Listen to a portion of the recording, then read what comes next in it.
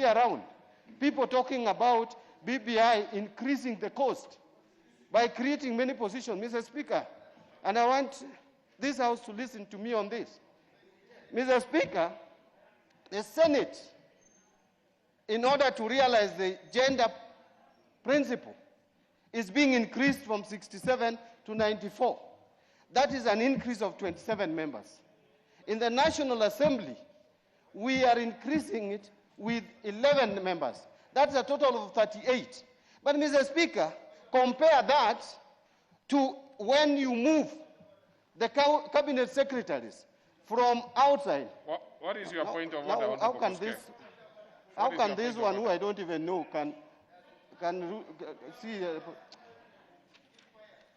No. The Honorable Member for Chebalungu. Honorable Speaker, is it in order by the minority leader to say peace in this country is Raila? Is it in order? Is it in order that we are told without Raila there is no peace? Is it in order? Well, I never...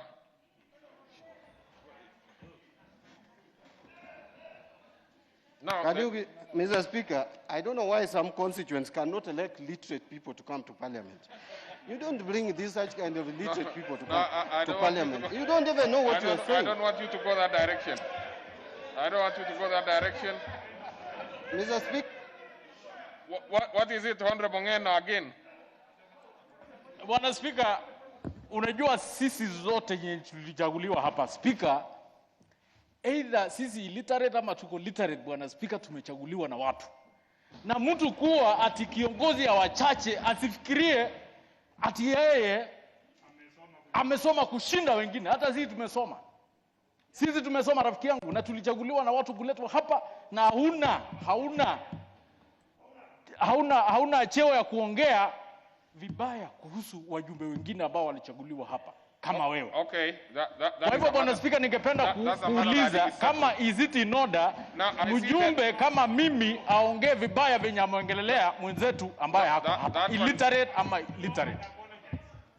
Now, honorable members, and what is it, Honorable Manzo? I think you are taking a lot of time from the leader majority. What is it, Honorable Manzo? Yes, Mr. Speaker, I've been on intervention for quite some time. Is it in order for Honorable Mbadi to impute motive against the governor of Nairobi, even give him names on this floor, while he's aware very much that the governor is already in court on some of the matters? He's also had an agreement with the president. Is he making it better to come and call the governor names here, while we know he was elected with over 1 million people, Mr. Speaker? Now, I think those are two.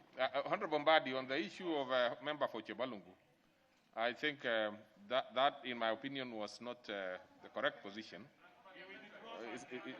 That is something which I know you, as a senior member, can easily dispense off with that one. I think he has some recognizable papers. That is the only bit that I have an issue with. But in terms of the normal exchanges between members, I mean, that's part of debate. Mr. Speaker, first of all, I didn't even know who that MP was. But from the way he spoke, I felt, from the way he spoke, so there's nothing personal. It's only that from the way he spoke, I felt that there was something really missing from, because really, who spoke about Raila? I've never mentioned the name Raila since morning. When he comes up with Raila's name, then I felt he was not so literate.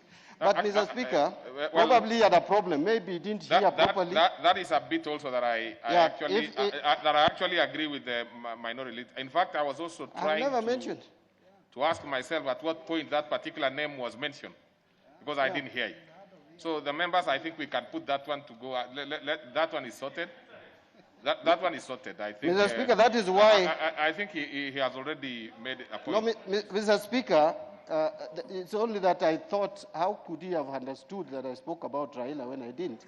That, to me, I thought this is not someone who is so literate. But if he's educated well, then I want to leave it there, and say the constituents can continue electing him. Only that he should be advised to listen properly. And the MP who keeps on talking in funerals, my friend Ngeno, also to listen carefully. But Mr. Speaker, on the issue of governance, I recognize. Honorable Mbadi. I recognize, yes. Honorable Mbadi, Honorable Ngeno was in very recently in the same formation as yourself. I could see from his, gestures here that he might be saying, I learned a little from that side. And therefore, he speaks in those particular areas that you do. So let's proceed with that. No, your time is actually over. So they took just 1 minute from you. They took 1 minute. So I want you to say it. I'll give you a minute, Honorable Mbadi, because they took a minute from you. Mr. Speaker, the one for Manzo should not go unchallenged. Mr. Speaker, really, I did not deny the fact that somebody was elected by over 1 million. That's why I'm speaking to those people who elected him. That you should not, over 1 million people should not elect someone who cannot run a county. In future, they should elect someone who can run a county. And I have no regrets to say that. Mr. Speaker, I second. So, honorable members, let me propose a question. Let the rest of the things go under. You can now contribute when you get the opportunity.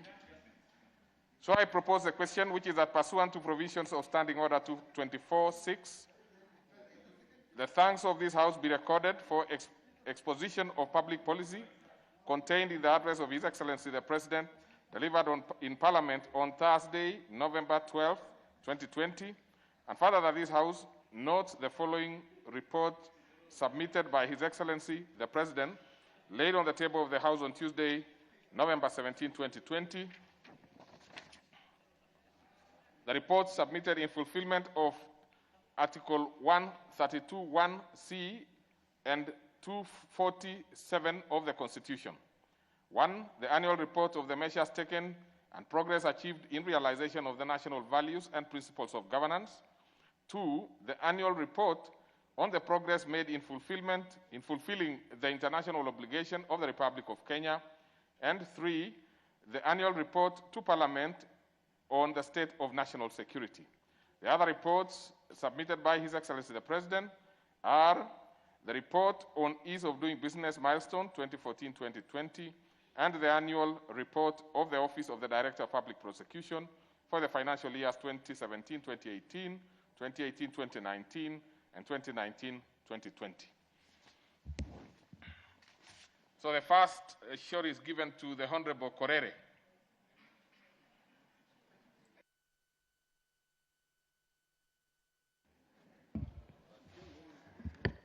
Shukrani Speaker.